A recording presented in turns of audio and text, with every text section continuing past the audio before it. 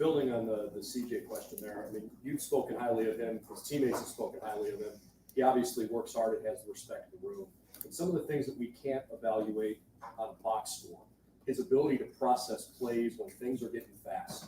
How would you assess the way he's grown from that perspective? I think it's been very good. I think he's very intelligent, and he can take a meeting to the field.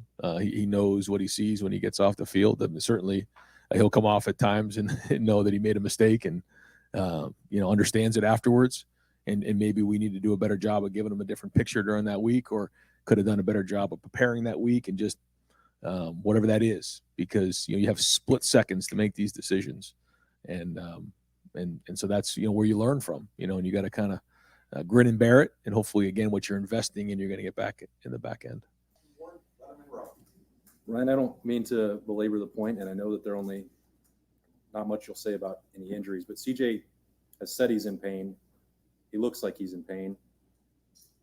Would there be any possible benefit with what you know to him not playing this week?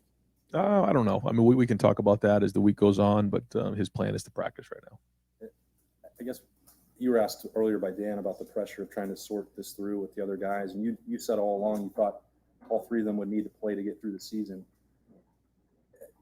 How much thought is there to, as you see, you don't really want to designate a drive at this point, but just this would be the game, right? If we're being honest. Sure. To get them out there. Yeah, and if it works out, we'll do it. Like I said, but CJ gets in there. We also want to get him to find a rhythm as well and kind of get the execution of the offense. I mean, that's the number one goal is to make sure that we're executing at a high level and finding that rhythm. I don't think we found that quite yet, and we're gonna get that done here this week, and some things that we're trying to address in practice, how we're teaching, looking at all those things, but.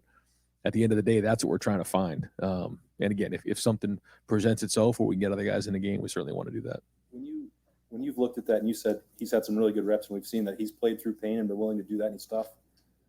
When the not so good reps are coming or the dealing with inaccuracy, do you think that's tied to the shoulder or the inexperience that maybe you're talking about? Probably a little bit of both. Yeah, I mean, I don't know if you can quite identify those type of things, but sometimes timing and practice and that leads to that.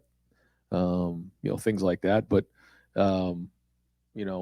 when you get more reps under your belt, you feel more comfortable, and then you rep it better in practice, all those things add up. So, all things that we're working through with a young quarterback. And, I think that there's a lot of great football ahead for CJ Stroud. I just do. When you look at kind of the situation he's been put into and some of the throws he's made, you can see he can do it. Now we just got to keep growing on it. Yeah, Ryan, do you feel any pressure this week to get those backup quarterbacks in there for some playing time, knowing that this is the last non-conference game? No, I don't feel pressure. I think that we'll look to see if we can possibly get that done this week, though. If it works out, again, a lot of it has to do with the week of preparation. It really is week to week, and so we start that preparation on Sunday after we get off the field. We wipe the previous week clean, then we go from there. So it's all about how these guys prepare and how they practice. But if the opportunity presents itself, then we'd like to do that this week. Right, just for the sake, CJ, obviously he hadn't thrown the pass before he got into the season, but neither of those other guys. Would it be worth in a game like this, maybe in the first half, to get a guy like Kyle or Jack out there for a series to go into that game with the purpose of maybe at the first series of the second quarter, I'm playing this quarterback. It's not going to be CJ. I don't know. I mean, I don't know about all that. We'll take a look at the week and see if there's a situation that presents itself that we may want to do something. We get some guys some reps because, like we're talking here, it's important. But I don't like the idea of just arbitrarily putting somebody in there in that spot. I think what CJ's done so far, he's had some reps that he wants back, but he's also had some really good reps as well. And I think when you look at his numbers, compared to some of the younger quarterbacks we've had, and he's young. I mean, he's like playing a true freshman. There's going to be growing pains along the way, and he's just got to learn from those and continue to grow. And those other quarterbacks have to keep coming, and if they keep practicing well, then they'll get an opportunity. With CJ, him talking about being sore after the game, just how do you sort of manage that during a week, and while also getting him the reps and stuff that he needs to keep developing? That's a challenge for sure. Is making sure that he gets the reps and gets the timing with the receivers that he needs.